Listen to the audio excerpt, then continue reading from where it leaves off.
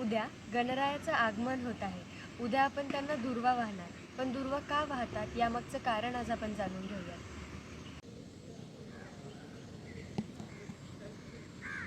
हिंदू धर्मशास्त्रानुसार सर्वच कार्यांच्या सुरुवातीला गणपतीची पूजा केली जाते. गणपती विघ्नहर्ता आहे. गणपतीला दुर्वांची जुडी वाहतात. यामुळे गणपती प्रसन्न होतो. 21 दुर्वांची मिळून केलेली जुडी गणपतीला अर्पण केली जाते. गणपतीच्या डोक्यावर दुर्वा ठेवतात. यामागे एक कारण आहे.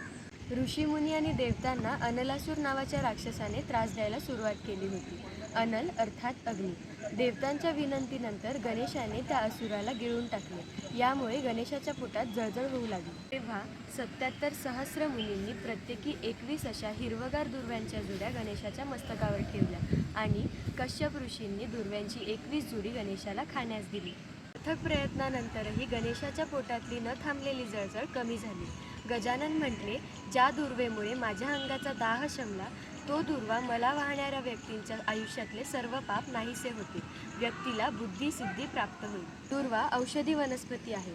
ती पोटाच्या जळजळीसाठी, मानसिक आजारासाठी आणि कर्करोगाच्या उपचारासाठी उपयुक्त होते. धन्यवाद.